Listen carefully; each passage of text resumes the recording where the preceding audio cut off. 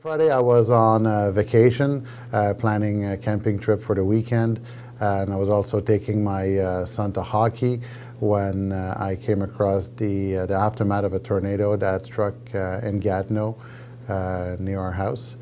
Then my phone started to ring within seconds, advising me that there has been a significant incident in Ottawa and that they needed me to report to work. So I told my son that Daddy had to go to work. And my son told me that it's okay, Daddy, people are more important than hockey. So I was a pretty proud dad at that moment.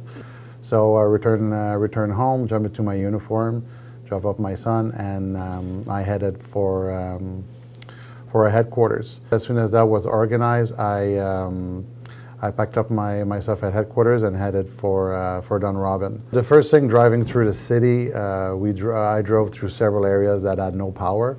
So it was very difficult to identify where were the intersections. So we had to be extra careful driving because people sometimes just by inattention were driving through an intersection without stopping. As I approached Dunrobin, the first thing that struck me as I opened my door was the smell of pine trees because of all the trees that were taken out by the tornado. It was very dark, and with my flashlight I could just see part of houses that have been destroyed by the tornado. Because it was so dark and with just only a flashlight and all the lights from the emergency light from the vehicle, sometimes it felt a bit surreal to try to identify what I was looking at. Everybody was very task focused. Everybody was in the zone to really be as sharp as they could, to try to do the best job that they could, given the difficult circumstances they were working with. Paramedics are directed to the most obvious injuries, if you wish, but then you do have to do a complete sweep of the area to make sure that we have found everybody that was injured.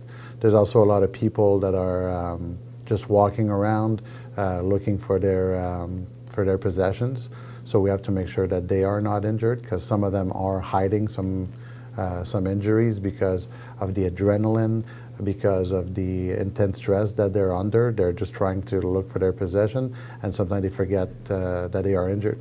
Most of the injuries that we sustained were directly due to the weather. There were traumatic injuries due for object falling from walls falling on them.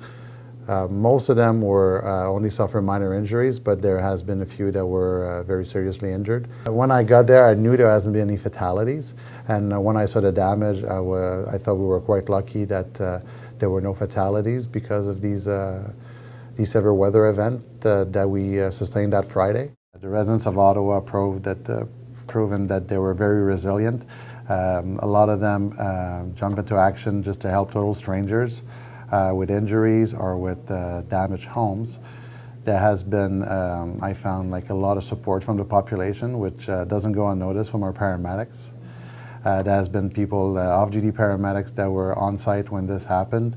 One from Frontenac that as soon as her car stopped spinning, she put on a paramedic vest and started helping out.